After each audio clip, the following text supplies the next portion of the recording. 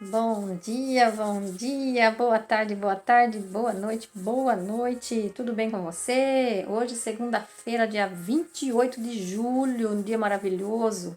Aqui amanheceu chovendo. E aí, onde você tá? Também tá chovendo? Maravilhoso dia que o Senhor fez para nós, né? E hoje nós estamos aqui mais um dia para ver provérbios, para nos aprendermos, né, para nós aprendermos mais um pouco sobre a palavra de Deus, sobre aquilo que Deus tem para nós, para que nós possamos cada vez mais buscar seus ensinamentos e coloquemos a nossa vida. E hoje eu tenho uma visita aqui muito especial, né, a Ana Lara, minha netinha. Ela estará conosco aqui hoje para ouvir a palavra de Deus e também mandar um recado para você, dizer que Deus e Jesus e o Espírito Santo está contigo e ama muito você, né, Ana? É isso? Muito bem. Então, nós paramos no versículo 21 ontem, né? E hoje nós vamos para o capítulo 29, o versículo 22. Estamos na reta final, né? O Provérbios só tem 31 capítulos, estamos já terminando Provérbios, esse ensinamento maravilhoso que Deus deixou para nós, para que a gente possa crescer.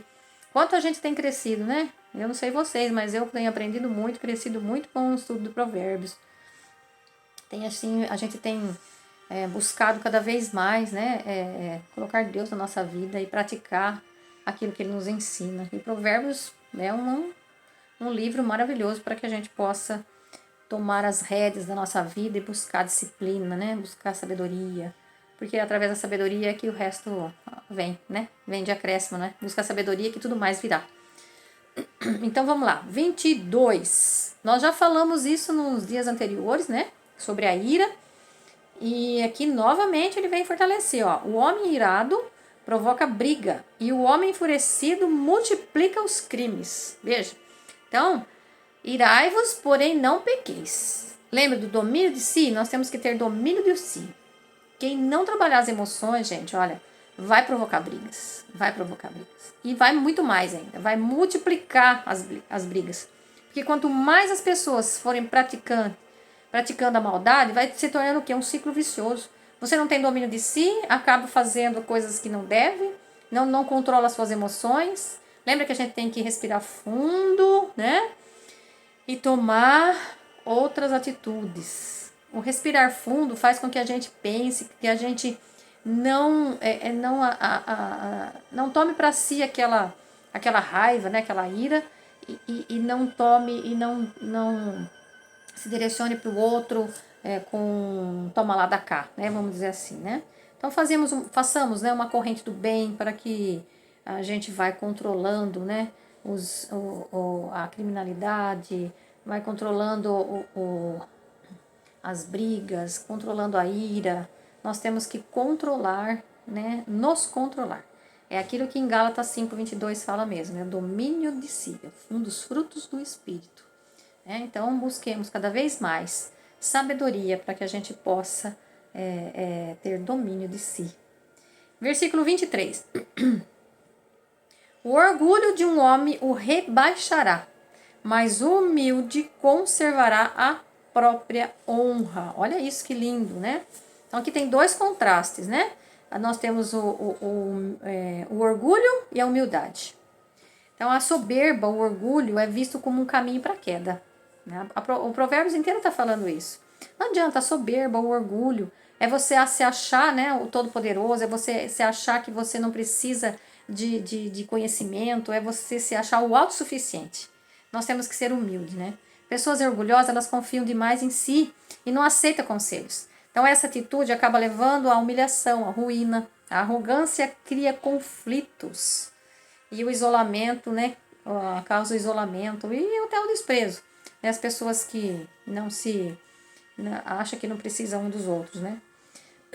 Em Provérbios 16:18, que nós já estudamos, fala que a soberba precede a ruína, né? E aqui fala a mesma coisa, né?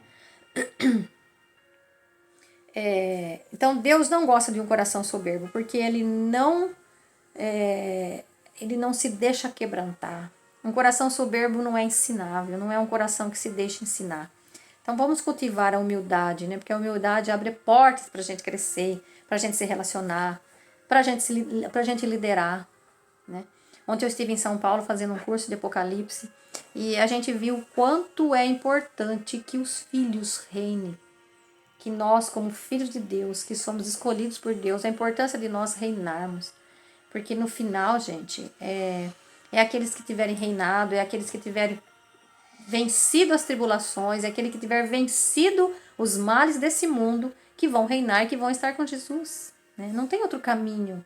Então saia da ignorância, saia do orgulho e seja humilde, seja servo. Porque Jesus ensinou tanto isso para nós, né? Que a gente seja servo, que a gente seja humilde. Quer ser o maior, nós temos que ser diferente desse mundo, né? Esse mundo aqui, ele valoriza quem é maior, quem é poderoso, quem tem bens, quem tem dinheiro, né? E Deus valoriza sim quem tem dinheiro também, porque ele também é o Deus do ouro e da prata. Mas valoriza aquele que não coloca o seu coração no dinheiro. Então nós temos que ser humildes. Nós não devemos ser pobres, não, porque Deus odeia a pobreza. Ele não quer seus filhos pobres. Por isso que fala tanto que Deus olha para os pobres. Por que Deus olha para os pobres? Para que você também, conhecendo o verdadeiro Deus, se volte para o pobre e ensine e faça com que ele mude de atitudes, com que ele se transforme. Saia dessa pobreza, porque Deus não quer a pobreza. Por isso que Deus fala que a gente tem que olhar para os pobres, para os pequenos, para os órfãos, para as viúvas, que a gente possa, essa é a verdadeira religião, que a gente possa se voltar para aquele que é menos favorecido, para que a gente possa colocar eles naquilo que Deus nos fez, que é o propósito dele para nós. E nós vimos também uma coisa interessante. Deus traça um livro para você quando você nasce, com o seu propósito, com a sua vida. E aí você tem um outro livro. Então você tem um livro que Deus preparou para você, que é a sua vida, que você foi escolhido. E tem um outro livro que é aquilo que você fez. E depois ele pega os dois no final e vai comparar aquilo que eu planejei para você e aquilo que realmente você fez. Olha só. Gente, maravilhoso, maravilhoso. Então Deus não gosta de um coração soberbo, né? Porque ele não se deixa quebrantar, não se deixa ensinar.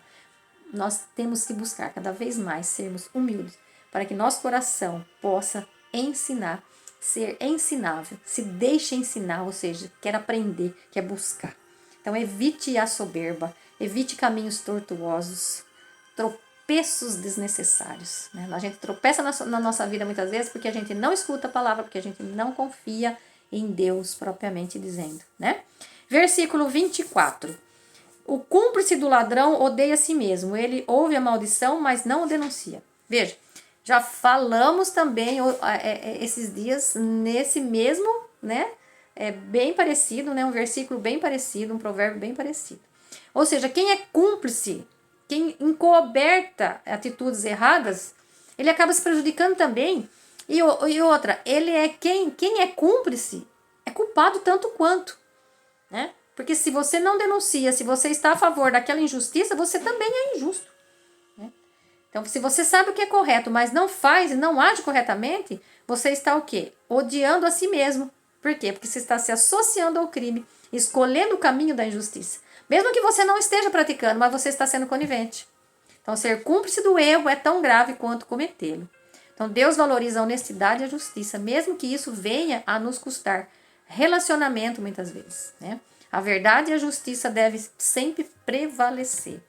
Encobrir o erro do outro é um pecado que volta para quem o faz.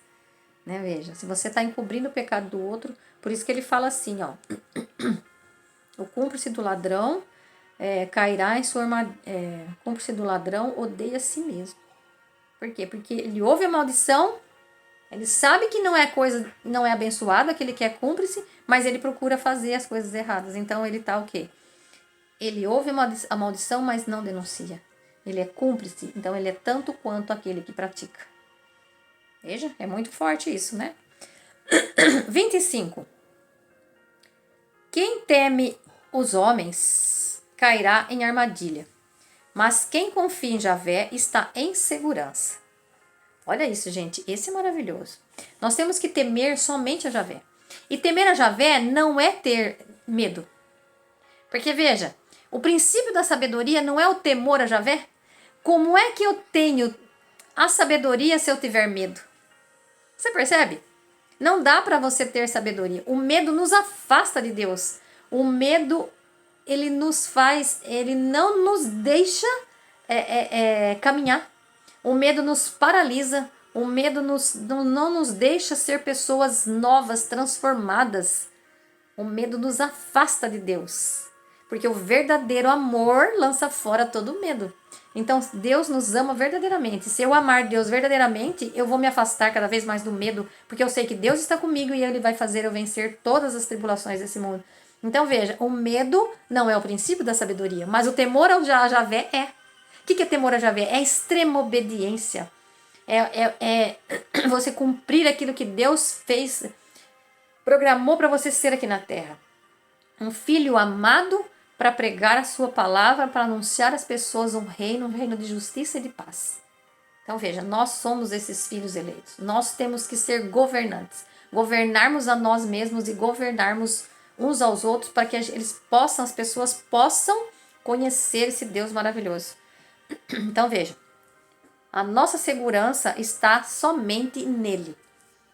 Temer a Javé é a nossa segurança estar nele. É o extremo respeito, é cumprir o seu propósito.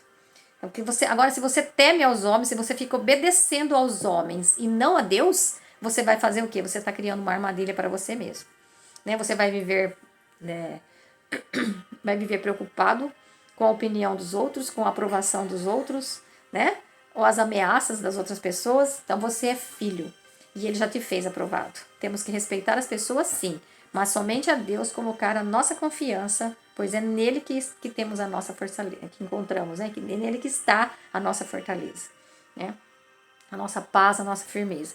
Mesmo que o mundo ao redor esteja incerto, nós precisamos sim uns dos outros e respeitarmos uns aos outros, mas temor e obediência e respeito somente a Deus, verdadeiramente a Deus. E se nós vivermos para agradar as pessoas, é um perigo muito grande. Em Gálatas 1:10, Paulo vai falar isso aí. Que se eu vim para, assim, a grosso modo, mas vocês podem lá ver, Gálatas 1:10. Se você obedece aos homens, então você está se afastando de Deus. Então, é muito, muito forte esse versículo. E o versículo 26, tá quase acabando, né? 26. Muitos procuram o favor do chefe. Olha aqui, praticamente o mesmo que a gente estava lendo. Mas a sentença vem de Javé. Então, em vez de confiar nos homens, eu vou tentar agradar as autoridades, né? Para o quê? Para alcançar favores. Colocar, isso é aqui, colocando a confiança nos homens, novamente, né? Então, devemos colocar o quê? Nossa confiança em Deus. Deus é justo e ele é imparcial e fiel. Ou seja, ele não está do lado de ninguém. Todos são filhos para ele. É nós que decidimos o que nós queremos fazer. Então, a justiça divina não depende da posição social ou da influência. Deus julga com retidão e vê tudo, inclusive, principalmente e sobretudo, o que está em nosso coração. É o que está em nosso coração, não importa se você é rico, se é pobre, se é milionário, ou se você, né? Mas o que manda é o nosso coração. Então, não confie apenas no ser humano, né? Pois a verdadeira justiça e o socorro vem de Deus. Né? No versículo 27, para a gente terminar então o capítulo 29, fala: o injusto é desprezado pelos justos, e o homem reto é desprezado pelos injustos. Veja, que mostra que não há como evitar, né, o conflito entre o justo e o injusto, entre luz e trevas. Então veja, as trevas, gente, não é escuridão, as trevas é a ausência de luz. Aonde tem luz, não tem trevas. Aonde tem luz, tem conhecimento, tem sabedoria.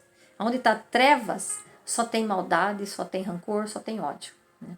Então, quem busca viver com Deus está preparado para não ser aceito pelo mundo. Porque o mundo vive as trevas. O mundo vive as trevas. O mundo tem ausência de luz. E nós somos luz, nós somos filhos de Deus. Nós temos que ser essa luz para que vá levando e clareando o mundo. Então, é isso que nós precisamos cada vez mais buscar levar a luz para que clareie as trevas do mundo. Né? Não podemos servir a dois senhores. Não precisamos, já vimos isso também, né? Não tem como servir a dois senhores. Ou você vai amar um e odiar o outro, não tem como. Então, precisamos analisar o que está nos incomodando, se é o bem ou o mal, né? Se for o bem, é sinal de que algo precisa mudar em nosso coração. Então, o justo é desprezado pelos justos e o homem reto é desprezado pelos injustos. Então, nós precisamos buscar cada vez mais sabedoria, discernimento, para que a gente possa buscar ser luz, levar luz. Os filhos têm que levar luz. Nós estamos aqui cumprindo um propósito que Deus fez para nós. Como eu dizia, né? Qual é o propósito que Deus tem para você? Cumpra esse propósito que Deus tem para você. O propósito é levar o conhecimento às pessoas. Naquilo que você faz. Esteja sempre com Deus. Tema Javé, né? Tema Javé, ou seja, respeite Javé. Cumpra o seu propósito que Deus colocou na sua vida. Você já é um filho amado, escolhido, aprovado.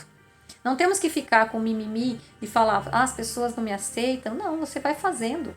Se as pessoas te aceitam ou não, é problema delas, não é problema seu. Você tem que fazer aquilo que você nasceu para fazer. E lembre-se, nós temos que anunciar, nós temos que plantar e semear. Quem colhe é Deus. Não somos nós que colhemos. Não importa o que o outro vai falar daquilo que nós estamos falando. O que importa é que Deus está vendo e está recolhendo. É melhor eu plantar sem que não tenha nenhuma colheita do que eu não plantar com medo de não ter colheita e ser julgado depois pelo fato de eu não ter feito nada. Porque que você consiga, para Deus, é uma felicidade muito grande. Lembra da parábola das 99 ovelhas e a uma que está perdida. Então, para ele é muito mais felicidade do que de achar essa uma perdida do que as 99 que ele já tem. Porque essas já são dele, mas uma está perdida. Então, ele vai em busca da última ovelha. Deus é o Deus que não quer nenhum dos seus filhos perdidos. Isso significa que aquelas 99 têm que estar atrás dessa uma que está perdida. Então, você faz parte das 99. Vamos buscar a ovelha perdida. Né? Vamos fazer aquilo que Deus mandou a gente fazer. Somos filhos amados, aceitos por Deus, escolhidos por Deus e aprovados por Ele. Quem mais vai nos deter?